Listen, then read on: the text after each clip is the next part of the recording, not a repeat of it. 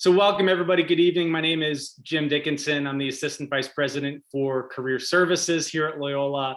I'm thrilled to be hosting this first part of our Loyola Ready Summit series for 2021. This is the second year that we've put together a series of events towards the end of the spring semester to help our students and particularly our seniors as you think about what's next and get ready for your career and your life after Loyola. I'm really excited to be joined by Mickey Watson, Oliver Kish, and Emilie Zuhowski. Mickey, class of 2019, Oliver and Emilie, class of 2020, joining us back at Loyola to share some of your wisdom over the past year or two in making that transition to life after graduation. And something that I think is really important context for tonight is that, you know, as you think about your career path and what you're going to do with your life in those first few years after graduation, there's this framework to look at that that's called the career triangle, where you think about three sides of a triangle being your compensation, your lifestyle, and satisfaction with the job itself. And we have to make some decisions about what we want to prioritize in each of those three areas.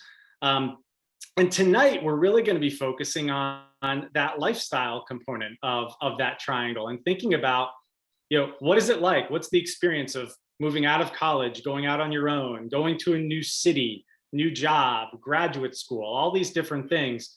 And what is that transition like? What are some of the challenges you face? What are some of the fun things that you've learned about yourself and about wherever your destination has been? So that's what our alumni are going to be focused on tonight. So with that, I want to turn things over to them for some quick introductions where you can just introduce yourself with your name, your major at Loyola, your class year, and what you're doing now for work or grad school. And we'll kick off with the senior member of our team tonight. Mickey, you want to go first? Of course. Good afternoon, everyone. Thanks so much for having me on this call to our Career Center. So as Jim mentioned, my name is Mickey Watson, class of 2019. And while at Loyola, I studied communications and minored in political science. Currently, I do personal and investment banking over at KeyBank. Awesome. Thanks, Mickey. Emilie, let's go to you next. Awesome. Hi, guys. My name is Emilie Zuhowski. I graduated last year, so the class of 2020. I studied communications with a specialization in journalism. And now I am a graduate student at Northwestern University's Medill School of Journalism, where I'm getting my Master's of Science in Journalism in Chicago. Thank you. And Oliver? Yeah, hello everyone. My name is Oliver Kish. I also graduated in 2020. I majored in finance and information systems, so a double major. And currently I'm working for Bloomberg in New York.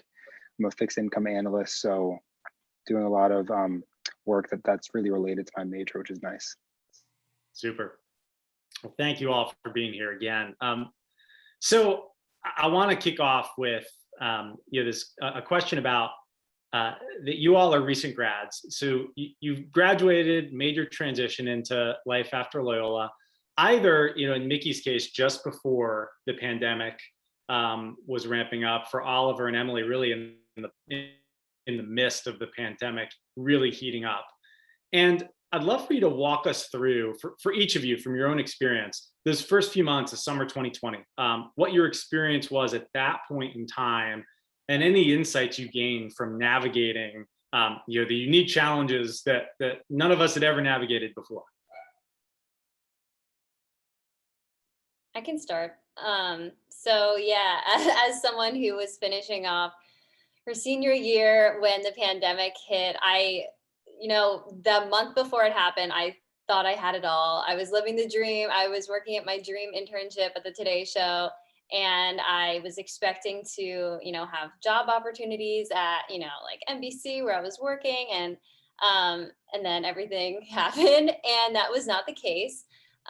So I found myself really confused and I kind of used that confusion and, being upset about the circumstances, and I kind of used it as fuel to figure out my next opportunity. And I just tried to do as much as I could to, get out of that, place where I was like, how is this happening? I don't know what to do at this point. So I turned to my Loyola professors and my mentors, and I just tried to figure it out. And I feel like I was definitely not alone in that. We were all kind of going through that together. And eventually through calls, I found out that I was going to go to grad school, and that was something I never expected. And now I could not be happier. And I know that this is where I was meant to be. So I kind of went past my comfort zone, and now I could not be happier.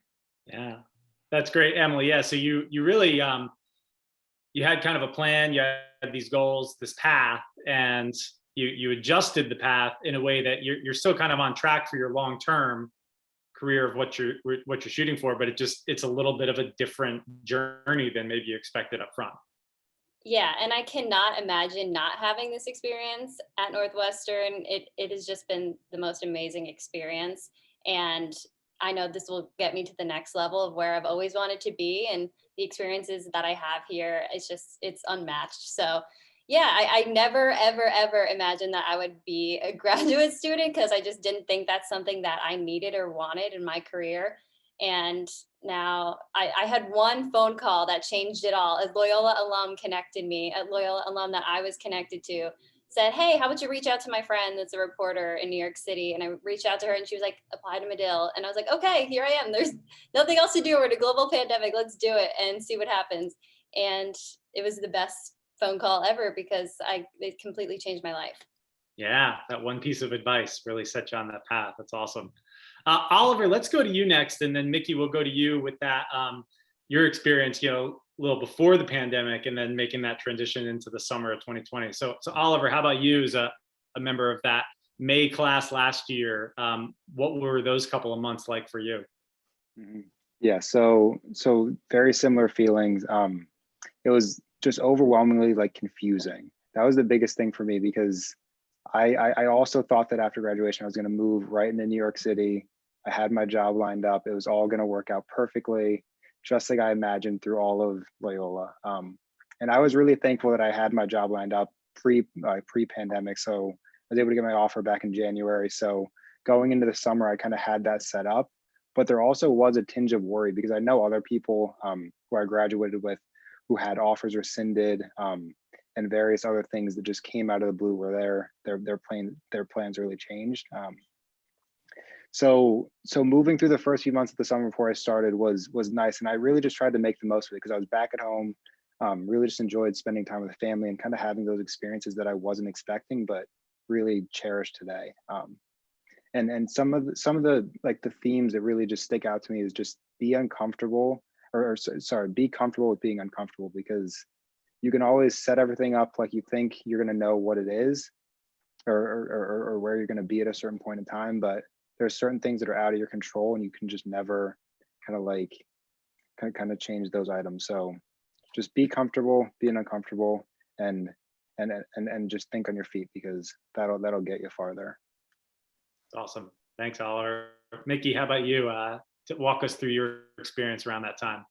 Yeah, so coming out of Loyola, I transferred over to Syracuse to get my master's and play soccer there. So I was getting my master's, and if some of you don't know, I played soccer at Loyola for 4 years. And I kind of decided to transfer for my 5th year and go over to Syracuse. And while I was there, it was a great experience. I was getting my master's in sports management. And around March, I was kind of in the interview process of getting a job doing marketing with the NBA in China. And then the pandemic kind of hit, and obviously everything got canceled. So I kind of so I came home, I was confused, I was lost, similar to Emily, didn't really know what to do. So I decided, you know what, I'm gonna just start reaching out to, because I had a lot of connections within the sports industry. So I stuck in the sports industry. I sent out tons and tons of emails. I couldn't tell you how many random people I looked up on LinkedIn just to connect with them. I try to find a connection that was connected with this person, right? So after getting numerous of no's, nothing's open currently. And sometimes I was sending an email knowing full well what the answer is going to be, right? So it was very frustrating. It was disappointing. And then as we moved through the summer months, I kind of decided to not to put myself in a niche, meaning within the sports industry. I decided to kind of spread out my nets, and I kind of just started networking. So I was just email people, hey, can I just have a phone call or Zoom call with you to kind of pick your brain a little bit, find out your path on how you got to where you are. So through networking, even Jim Forbes, who is our chair for the board of trustees right now, him and I have had numerous phone calls. He was kind of helping me to get an interview over at Morgan Stanley. So again, it was just, I got to a point where I was like, okay, I already know the answer. I'm not going to get a job this summer. So I have to just network. And through that, I kind of was able to land a job. You think about it, it took all summer long. It didn't start till January. So I really started getting these in-depth interviews with Chubb Insurance, Morgan Stanley, and I was able to land a job with KeyBank. So advice to the current senior is don't limit yourself within your job search, right? Like you never truly, one of my favorite quotes is, your career will find you. You know, you don't go out looking for your career because you don't necessarily know what you want to do. You don't necessarily know your career path. So you got to kind of just spread your net out, be open-minded, which is what I did. And I found that very, very helpful. And that's how I was able to land a job over at Key. It's super. Yeah, it is amazing how a theme from Mickey and Emilie and Oliver, you shared that you had a little bit of a concern, seeing different folks having their plans really upended. But 2 out of the 3 of you did have plans that were in the works, you're moving towards, and you had to switch really quickly. And both of you, I think, through that networking, through that open-mindedness, came across opportunities that have now felt rewarding and have found you. And I think it's a good reminder too that there's no one right path. I think a lot of us get worried sometimes that if I don't get on that one right path, all the other ones are wrong. There's a lot of really great paths for us. And I think that open-mindedness leads us towards them, and we'll continue to find them down the road. So I want to turn a little bit geographically. Each of you is in a different part of the country now, and a couple places that are popular for Loyola alumni to go to. I'd love to just hear a little bit and have you share with our group tonight about where you are right now, what you love about it, and why. How would you sell this to other grads as a great place to land after graduation?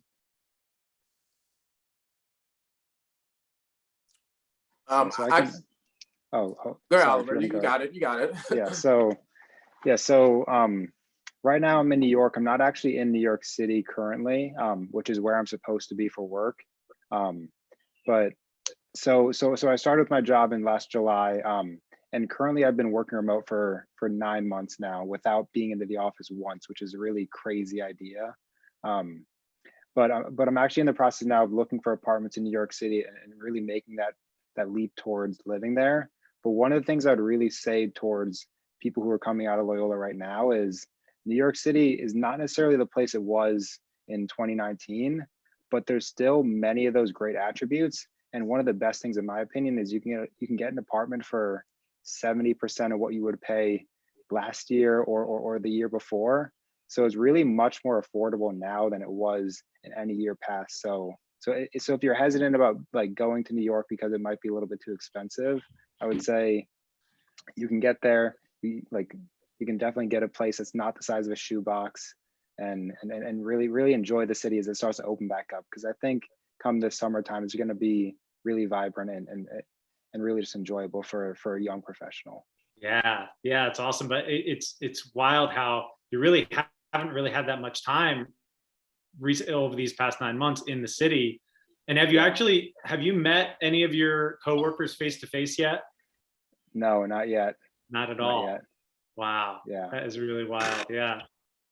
But true that New York, the correction in the market around real estate and rentals, it is actually a great time if you're interested in making that leap into the city to take advantage of that. So that's a good tip. Mickey, how about you? Yeah, so for me, I mean, like I've always kind of been goal oriented. So coming out of Loyola, coming out of Syracuse, I kind of, I had a marketing thing in China, but I also I was doing an interview actually with a SoFi Stadium out in LA. I'm not sure if anyone know about it, but it's the Rams and the Chargers, not the Chargers. I forget what NFL team, but it's an NFL stadium. And I kind of wanted to live out in LA. That was my goal. And after the pandemic hit, again, I had to pivot and kind of revisit my goal sheets, right? And currently I'm living at home in Philly. And quite frankly, like I'm in the process of looking for apartments now. So I would definitely recommend the Philly area, just because, I mean, you could get a nice apartment out in King of Prussia, which is a vibrant town, media, the city, obviously, Philadelphia. So like I'm currently just kind of spreading my nets all over the PA area.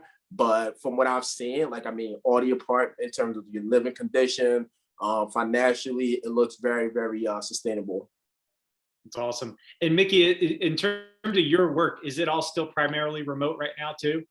No. So we're actually in a bank. I work over at the bank in Westchester. Yep. So we get a lot of foot traffic, but not as much as we used to, from what I hear from my colleagues. Got it. Yeah. So, but you are able to be in an office with colleagues. Yeah, exactly. There's got to be something nice about that. After being at home for so long, it definitely feels good.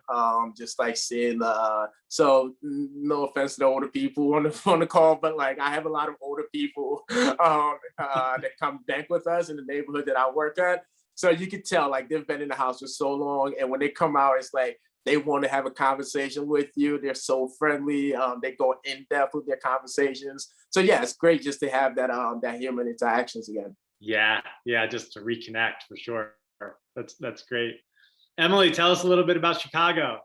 Yeah, I never in my life thought I would be living here. And I think a lot of people thought I was crazy for moving here in the dead of winter when I was living with my family in Florida for a few months. And they were like, why would you ever want to go to Chicago in winter? But I love it. Like I genuinely love it so much. And I just find myself like walking around. I'm like, I just cannot believe how beautiful it is here. I had no idea how gorgeous it was. And right now things are it's starting to get a little bit warmer. We did have a little bit of a polar vortex this winter, historic snow, and I was out there reporting in it, knee deep in snow and everything, but I still loved it so much. And what I love, like I'm looking out my window right now and I have the lake right in front of me, and it is just such a gorgeous blue color. And it's so nice to see, it does have a big city feel, but I grew up in New Jersey, so I grew up going to New York City, and to me is nothing like New York City. I feel like there's a lot less people. It's just a lot less like, I don't know. It has like a little bit of a Midwestern feel because it is smaller and people are really kind. And the restaurant scene, although it is a pandemic, I have been able to go to a few restaurants and the restaurants are amazing. And just for me, being able to meet so many people through my reporting work here, I've been all over. And I love meeting everyone, and everyone here is really passionate about what they do. And yeah, I love it so much. I really can't say enough good things about it. So if any of us were ever to come out and visit Chicago, what's one attraction, or like you mentioned the restaurants, like what's one spot we've got to hit? Yeah, so this weekend, actually, they started opening up businesses along the Riverwalk. So I would say definitely take a walk by the river there and go to one of the riverfront businesses. They have restaurants and bars and everything right on the river, and you can see all the boats going by, and it's just gorgeous. I love it so much. I can't wait for my family and friends to visit too. Super. And is that the river that they also dyed green for St. Patrick's Day? Yes, and they did do it this year, but I was on spring break, so I missed it. But I saw all the pictures and everything. That's awesome. So, in addition to just thinking about the cities where you live, you leave Loyola, which in some ways you can think of as like its own little city, right? You've got food on campus, you've got your fitness center, you've got your friends, you've got your classes, everything kind of there.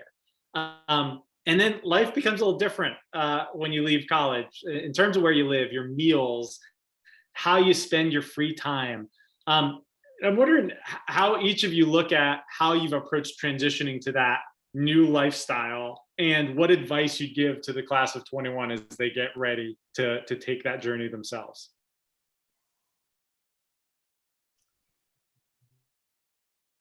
I can start. Oh, we're not. I'll just go really quick. Yeah, I think it was hard because I was so close to my Loyola best friends, and it's actually been almost a year since I've seen most of my best friends, and we're reuniting at graduation and everything. But that was hard in itself, and so I really wanted to make sure that I was, as I'm going through this new crazy change in my life, moving to a completely different city, and I wanted to make sure that I had, a support system here because I was so far away from home and everything. And I got so lucky that I'm surrounded by so many of my peers that have the same passions and interests that I do.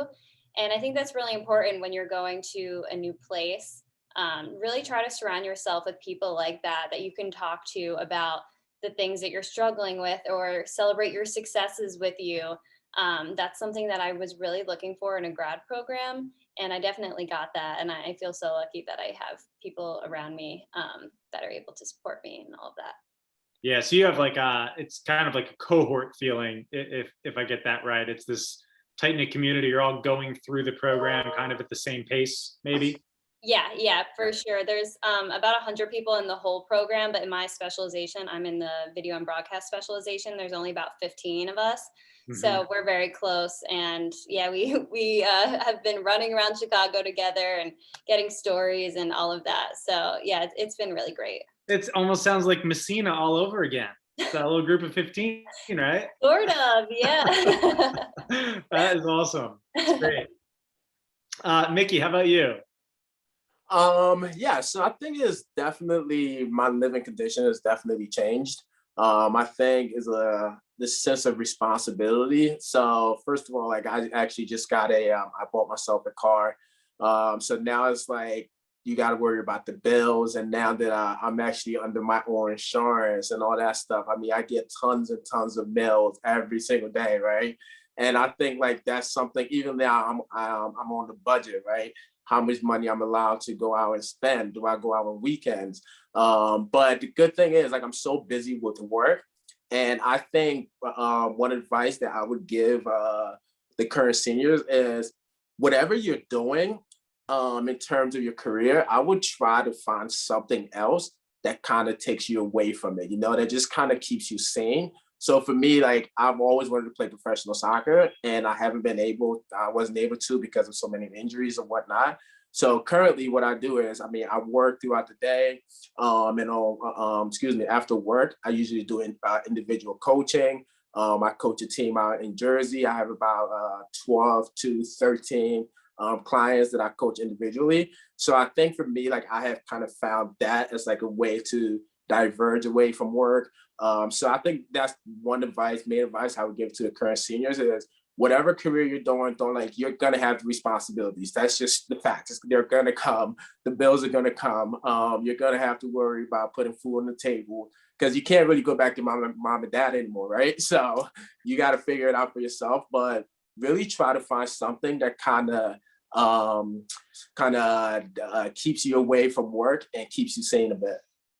It's awesome. Yeah, I was going to ask you specifically about that as, a 4-year athlete at Loyola, and you're playing at Syracuse too.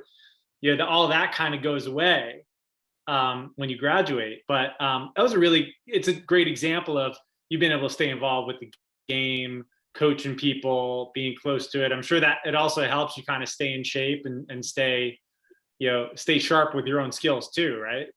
No, definitely. And I think like a lot of student athletes, even my friends now that I graduated with, right?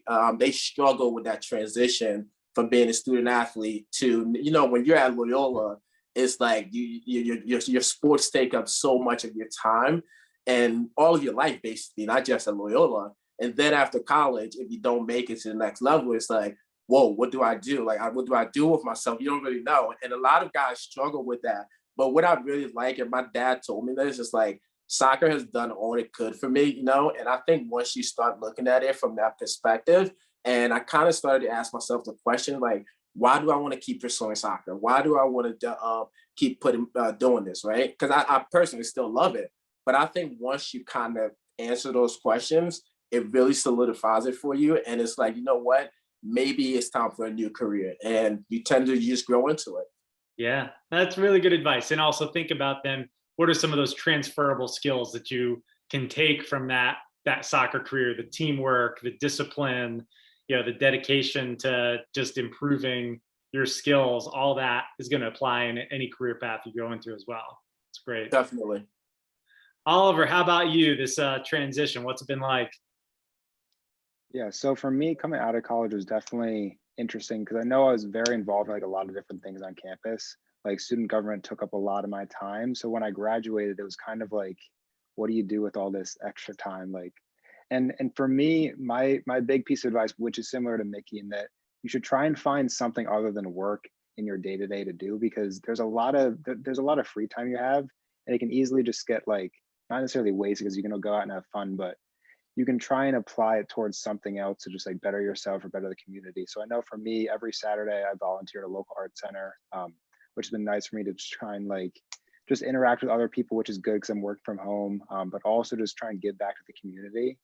And art is one of those things that like I've had a passion for a long time. So similar to Mickey, just trying to find those like things you are really interested in, that can kind of like keep you motivated and going through the week, is nice. And yeah, and also I would recommend, just as you try and look at careers after graduation, think a lot about what you want your like work-life balance to be.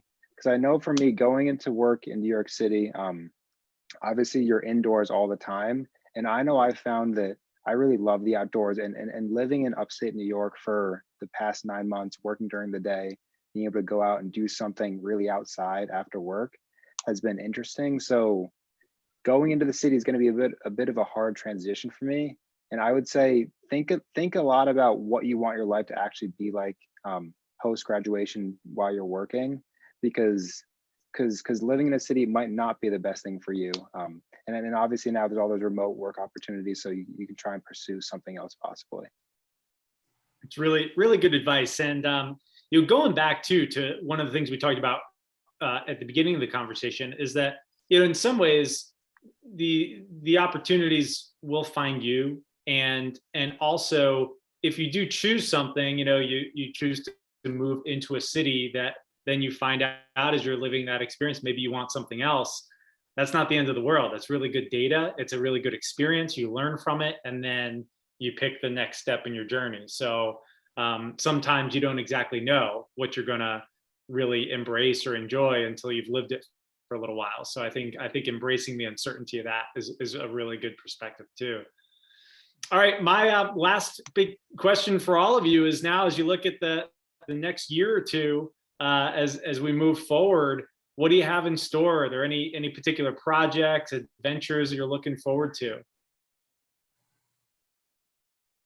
Yeah, I'm actually gonna probably have to take some of your advice about moving to a new city, because it's just a known thing that when you are starting out in the field of broadcast journalism, you usually have to move somewhere completely new. You've never been there before, and then you just move up from there.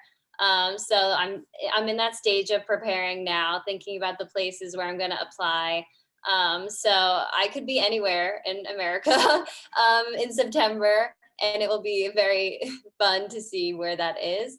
But yeah, I'm graduating with my master's in August, and I hope to have an on-air job somewhere lined up before then. So yeah, we'll see. We'll see where that is. Time flies. All right, so we'll keep in touch, and we'll have to have you back at some point for Emilie's next chapter. See where you've landed and what's going on there. Super. Mickey, Oliver. I think for me, the next 2 years is it's gonna be interesting. For me, I've never thought I'd find myself in the financial industry. I was never a finance guy. I was always all about sports. And I wanted to be a sports agent. Even coming out of Syracuse, I was considering law school. I started studying for the LSATs and whatnot. And as I said, right, your career will find you, as long as you put in the work. And here I am in the financial industry. So I think for the next 2 years, I'm really looking for growth. I'm looking to hopefully move from the personal banking to the investment side of things. But I definitely do see myself staying with the company for a while. But like I said, even while I'm with the company, I actually had a phone call today with another guy from Prudential Financial. So I'm just networking within the industry right now, trying to make connections, see how I can grow. So in short, for me, it's just learn, be a sponge, and grow within the next 2 years. Yeah, it's super. And, I know from getting to know you as a student, your passion for athletics, like you're going to stay involved in one way or another. And maybe there is a way as you develop, these financial skills, clearly that's a big part of the sports industry too. So who knows where those things might converge down the road. It's exciting to think about the possibilities. Exactly. And Oliver, how about you to close us out? Yeah, so obviously going to be moving to New York City in just a few months now. So that'll be an interesting pivot in general. Looking forward to that. And then work-wise, right now my position is it's really rotational in nature. So in about a month or two, I'll be pivoting from doing work in the fixed income space into more of the equities. So looking forward to that because fixed income is not really my favorite asset class. So that should be a nice change of pace there. That's exciting. Yeah. So you're getting a lot of different exposure through these rotational experiences. So that's going to help you then start to make decisions about where you want to focus a little longer term. Yeah, of course, because obviously Bloomberg is a big company and it kind of sits at the center of the financial world. So it should be interesting to see what comes in the next few years. It's great. And then, New York calls. That'll be an exciting move as well. Yep. Awesome. Well, Mickey, Oliver, Emilie, really thankful for you spending the time with us, sharing each of your unique journeys. Some things that, you planned, some things that were unexpected over the past couple of years and how you've navigated all that. With what I've really heard tonight is a sense of optimism, a sense of adaptability, that growth orientation that you all are bringing to your lives after graduation. So I'm proud of you all as alums to see the great things that you're doing, both in your careers as well as in support of your community. So really great conversation. I appreciate it. So thank you all very much for joining us tonight.